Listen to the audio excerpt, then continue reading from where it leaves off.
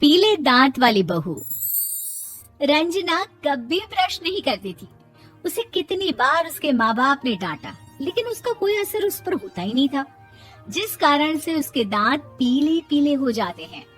शादी के बाद अरे बहू, वैसे तो तुझ में कोई कमी नहीं है, पर तेरे दांत दांत इतने पीले कैसे हैं बेटा? कैसे मतलब? कोई सर्जरी थोड़ी ना कराइए। वो तो क्या नाम, मैं ब्रश नहीं करती थी तो पीले हो गए। अब क्या करूं?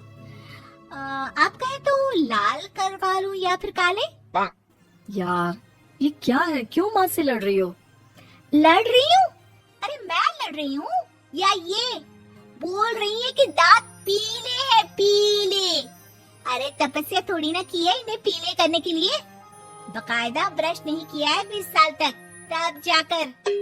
छी, कैसी बात कर रही हो? ये उस वक्त तो पीले नहीं थे जब हम लोग तुम्हें देखने आए थे। अरे तब साफ करवा लिया होगा डेंटिस्ट के पास जाकर। अब देखो कैसे पीले पीले लग रहे हैं। रंजना सास की तरफ गुस्से से देखती है। फिर शुरू हो गई पीले पीले पीले।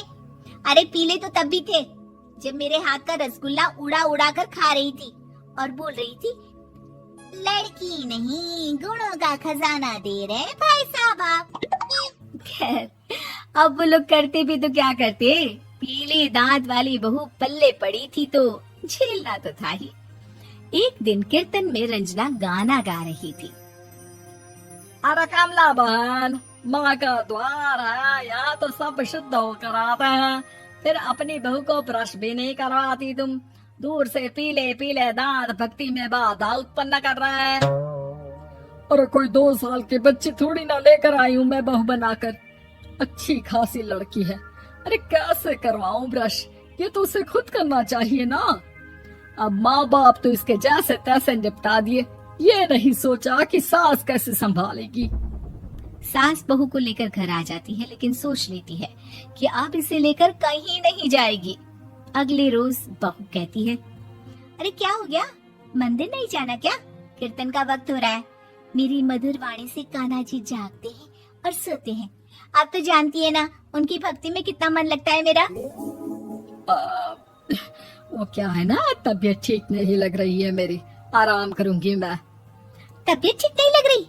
अभी तो मिथुन के गाने पर नाच रही थी आप, और अब बोल रही है कि तबीयत ठीक नहीं लग रही। अरे भक्ति में मन लगा लो सासू माँ, ऊपर जाना है, क्या मुंह दिखाओगी आप? हाँ? सास को बहू की बात पर गुस्सा आ जाता है। मैं क्या मुंह दिखाऊंगी, इसकी चिंता तो ना कर, समझी? अपने मुंह की चिंता कर, जो ये पीले पीले दांत लेकर हर जगह पहुंच जाती है। पता है लोग कितना मजाक बनाते हैं। ना जी ना, मैं नहीं जाना कहीं तेरे साथ। तो ये बात है। कोई ना, मत जाओ, मैं अपने कमरे में ही बैठकर भक्ति कर लूंगी।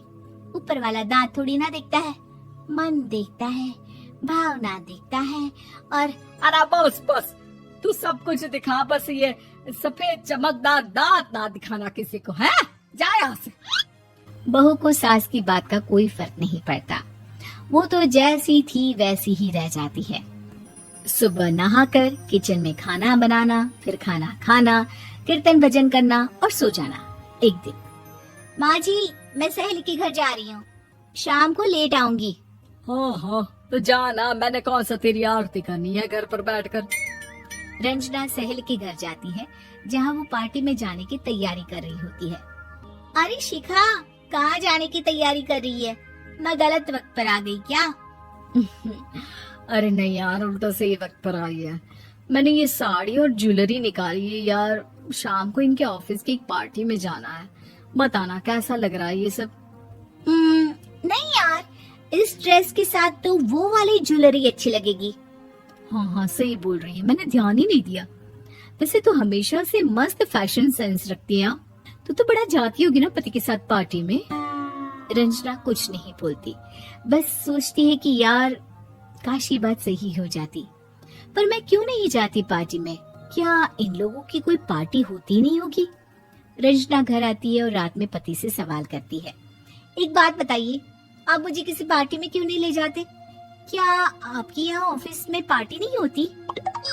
पति बेचारा क्या कहता कि दांत पीले हैं तुम्हारे इसलिए। अरे कोई पार्टी होती नहीं हम लोगों के ऑफिस में, तो कहाँ से लेकर जाऊं? और मार्केट, मॉल, कहीं वीकेंड घूमना, कहीं तो। अरे यार, सारे हफ्ते में एक छुट्टी मिलती है, तो सोचता हूँ कि आराम ही कर लूं। क्यों? रंजना मन मार के रह जाती है। पहले कभी सास के साथ मंदिर जाया करती थी, लेकिन वो भी सास ने ले जाना बंद कर दिया। घर बैठी बैठी रंजना बोर हो जाती है। तभी उसे आइडिया आता है और वो मायके जाने का सोचती है। सासू माँ, 2 दिनों के लिए मम्मी के घर जा रही हूँ। अच्छा अच्छा, ठीक है, आराम से जा। और हाँ, माँ से कुछ अच्छी आदत सीख कर आना कि कैसे शरीर के हर भाग की तरह दांतों की सफाई भी जरूरी होती है, समझी? शुरू हो गई ना आप? वो लोग आपकी तरह नहीं है कि छोटी छोटी बात का बतंगड़ बना दे। उन लोगों के लिए मैं मायने रखती हूँ, ना कि मेरे पीले पीले दांत। रंजना माँ को बिना बताए उन लोगों को सरप्राइज देती है, लेकिन जैसे ही वो दरवाजे पर पहुंचती है, अंदर देखती है कि घर वाले कहीं जा रहे होते हैं। अब माँ, काश रंजना दीदी के दांतों वाली प्रॉब्लम नहीं होती, तो वो भी हम लोगों के साथ चलती ना बुआ जी की बेटी की शादी में। हाँ बेटा, लेकिन अब उसे कौन समझाए कि उसको उसके पीले दांत नहीं दिखते, लेकिन उसके आसपास के लोगों को कितना एम्बैरेसिंग फील कराते हैं। मुझे तो कितनी बार उसके स्कूल की टीचर ने शिकायत की कि उसके साथ कोई लड़की बैठना भी नहीं चाहती, और ना ही कॉलेज में कोई उससे बात करना चाहता था। लेकिन पता नहीं क्यों उसे ये बात समझ में ही नहीं आती। कोई कमी नहीं है उस लड़की में, बस यही कि दांत पीले हैं। वो तो भला हो जीजा जी और उनकी माँ का, जो दीदी को जैसी है वैसे ही रखा हुआ है। रंजना को अपने घर वालों की बात सुनकर बहुत दुख होता है। वो सोचती है कि वो क्या करे, लेकिन फिर वो सीधा डेंटिस्ट के पास जाती है, अपने दांत चमकाती है और कसम खाती है कि वो रोज ब्रश करेगी। अरे क्या हो गया? तुम तो 2 दिनों के लिए गई थी ना? पर कोई ना, अच्छा है, चलो आ गई तो। रंजना सास के सामने आकर खड़ी हो जाती है और पूरी स्माइल करती है, उसके चमकदार दांतों को दिखाती हुई। हैं? चले मंदिर? माँ, मुझे माफ कर दीजिए, मैंने आप लोगों को बहुत एम्बैरेसिंग फील करवाया। मैं आज से रोज ब्रश करूंगी।